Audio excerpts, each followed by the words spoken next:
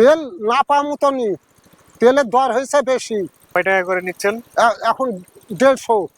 1 litre 150? 150। এটা আসসালামু আলাইকুম বন্ধু, আজকে আপনাকে নিয়ে আসছে একদম গ্রামীণ পরিবেশে। এই যে সকাল সকাল ধান খেতে পানি দিচ্ছে এই আঙ্কেল। এই কৃষকদের সঙ্গে আমাদের সম্পর্ক সব সময় আছে, সবার সাথেই আছে। আমাদের কেউ না কেউ কৃষি কাজের সাথে সম্পৃক্ত অবশ্যই আছে। এই ভিডিওটা আপনার সামনে গেলে আপনি হয়তো এখন বড় বড় অফিসার, বড় বড় অফিস আদালতে কাজ করতেছেন, কিন্তু আপনার পরিবারের বা আপনার রিলেটিভ অনেকেই আছে কৃষিকাজের সাথে সম্পৃক্ত। তো এখানে এই যে স্যালো মেশিন আছে, যেটা গ্রামীণ ভাষায় বলে স্যালো মেশিনে পানি দিচ্ছে আঙ্কেল। এই আঙ্কেলের জমি আছে এখানে কতটুকু, আঙ্কেলের কাছ থেকে জিজ্ঞেস করি। তো এখানে আপনার জমি কতটুকু আছে? 1.5 বিঘা মতন। এটা কি আপনার নিজের জমি? না, তাহলে ওই কোটালিয়া। কটেলিয়া। কত টাকায় নিয়েছেন? 15,000। কয় বিঘা? 2 বিঘা, 2.5 বিঘা। 2.5 বিঘা, 15,000 টাকা। কয়টা ফসল খাবেন? একটা। একটা ফসল খেয়ে শেষ? শেষ। তার মানে এক ফসলে আপনার এই 2.5 বিঘা জমিতে কি লাগাইছেন? শুধু ধান? খালি ধান। শুধু ধান লাগাইছেন, শুধু এক ফসলের জন্য 15,000, 2.5 বিঘা। আপনার কি মনে হয় লাভ হবে? দেখা যাক, আল্লাহ বলতে পারে। আর তেলের যে সংকট, এখন তেল পাচ্ছেন? তেল না পাওয়ার মতনই, তেলের দর হয়েছে বেশি। কেমন তেল, কয় টাকা করে নিচ্ছেন? এখন 150। 1 লিটার 150?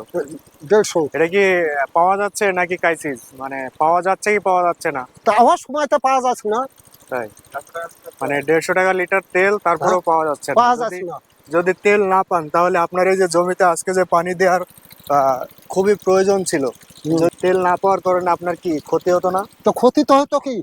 তাহলে আপনি দেশ এবং দেশের সরকারের উদ্দেশ্যে কি আপনি বলছেন যে তেল না পাওয়ায় আমার ক্ষতি হচ্ছে? তো ক্ষতি তো হয়েছি। তাহলে গাইজ দেখেন, সাধারণত কৃষিকাজ যারা করে তাদের তেলের সংকটের কারণে আজকে হয়তো এনি তেল পেয়েছে, তাই এনার জমিতে পানি দেওয়ার সুযোগ পেয়েছে। যদি তেল না পেত তাহলে আর এখানে পানি দেওয়া হতো না। এই ধান এই যে থোড় হয়েছে, আমরা গ্রামীণ ভাষায় যেটা 2 বলি। লিটার কে তেল লাগছে।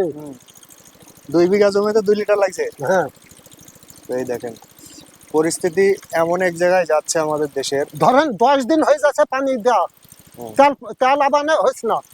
তাই? হ্যাঁ, 10 দিন পর দিচ্ছি। এই দেখেন, ধানের এখন শীষ বাড়াচ্ছে। এই ধানে যদি পরিপূর্ণ খাবার না মেলে, মনে করেন যে আমরা মানুষ, আমাদের যেমন খাবার প্রয়োজন আছে, তেমন এই জমিরও খাবার প্রয়োজন আছে। বা ফসল উৎপাদন করতে গেলে ফসলকেও কিছু খাওয়ানো লাগে, যেমন সার, পানি, তেল। এইসব সার, পানি, তেল আমরা অনেক সংকটের মধ্যে যাচ্ছে। হ্যাঁ, জানি না দেশের অবস্থা কি বা সরকার এটার কি পদক্ষেপ নেবে। তো আপনার আপনার কি সরকারের প্রতি কোনো আবেদন আছে? আবেদন কি, আমার তেল সস্তা হইলি তেল শুধু সস্তা হলেই হবে? হ্যাঁ। আর এখন সরকার কি দিবে আমার গরিব মানুষ? সরকার তেল সস্তা দেবে, আর পরিপূর্ণভাবে আমাদের যতটুকু চাহিদা মতো দিলেই যথেষ্ট। হ্যাঁ, তো তেলটা সস্তা হইলি। এই বিষয়ে ভাই কিছু বলেন। আপনার কি এই মেশিন? হ্যাঁ, এই স্যালো মেশিন কি আপনার? স্যালো মেশিন আমার, এই পুরা স্কিমটা আমি চালাচ্ছি।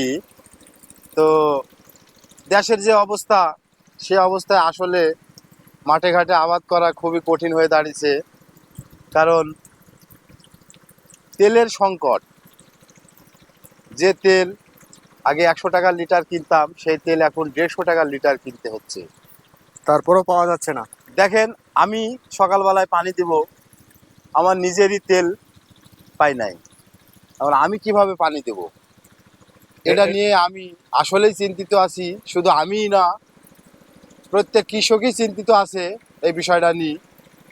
তো আসলে এই সিন্ডিকেটটা কেন হলো, কিভাবে হলো, সরকার যদি এই সিন্ডিকেটটা ঠিক মতন দেখতো বা বিষয়টা মাথায় নিত, তাহলে হয়তোবা এই সিন্ডিকেটটা আমাদের ভাঙ্গা সম্ভব হতো।